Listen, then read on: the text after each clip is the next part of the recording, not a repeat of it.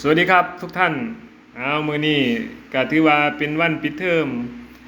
มื้อที่2นะครับปิดเทอมกับปิดแต่นักเรียนแต่ว่าเฮาก็ยังมาทบทวนบทเรียนกันอยู่คือเก่าครับอันนี้น้องพอดครับเพิ่นบ่ค่อยเข้าใจภาษาอังกฤษครับคือเดิมที่เพิ่นน่ะบ่สามารถที่จะอ่านคำนี่เบิ่งครับอ่านคำแบบเป็นคำภาษาอังกฤษเป็นคำอ่านได้ว่ามันคืออีหยังนะครับบัดนี้ผมก็เลยพาน้องเพิ่นมาฝึกทักษะการอ่านภาษาอังกฤษซึ่งเฮาฝึกมื้อวานนี้โดยผมจะใช้เป็นการเทียบพยัญชนะภาษาอังกฤษครับพยัญชนะภาษาอังกฤษกับสระในภาษาอังกฤษนี่เบิ่งด้วยครับเด้ออาจจะไปเป็นแนวทางสำหรับใส่ฝึกลูกหลานเฮาในช่วงปิดเทอมครับดังนั้นเมื่อน้องเพิ่นได้ความรู้แล้วในว่าสระ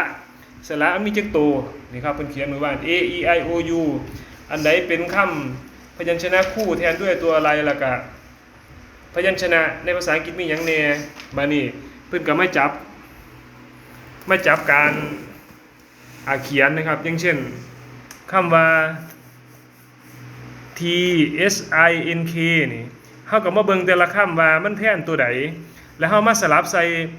พยัญชนะนำหน้าแล้วก็พยัญชนะตามด้วยสระนะครับก็มาเป็นคำซึ่งสามารถเขียนได้อ่านได้ครับนี่ดังนั้นก็ลองเอาไปปรับใส่เบิ่งนะครับในช่วงปิดเทอมว่าลูกหลานเฮาอ่อนวิชาใดนะครับตอนนี้ผมก็จะมีอยู่2วิชาในช่วงปิดเทอมก็คือภาษาอังกฤษครับหัดอ่านหัดเขียนหัดอ่านให้ออกว่ามันคำนั้นมันอ่านว่าจังไดนะครับจากนั้นเฮาก็สิมาพาอ่านแล้วก็พาเอาความหมายของคำนั้นนะครับจากนั้นก็เป็นคณิตศาสตร์การคูณการหารนะครับก็ลองไปปรับใส่มือเลยครับเด้อซึ่งถ้าสนใจนี่ผมแนะนำตัวนี้ด้วยครับนี่ขออยากครับ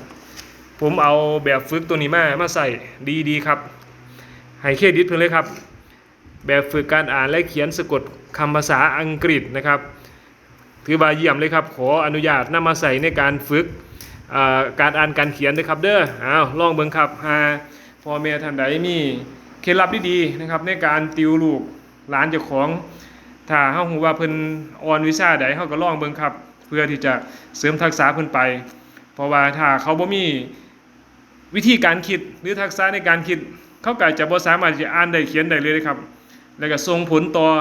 บ่อยากเรียนในวิชานั้นๆนะครับอันนี้ก็เลยมาพาลูกหัดเขียนครับหัดอ่านคำภาษาอังกฤษให้ออกแล้วก็อ่านออกแล้วก็หัดเขียนให้ได้แล้วก็แปลความหมายครับลองนำไปปรับใส่เบิ่งครับเพื่อเป็นการใช้เวลาว่างให้เกิดประโยชน์นะครับในช่วงปิดเทอมเนาะทักทายบ๊ายบายของวันที่2ครับมีเมษายน68สวัสดีครับ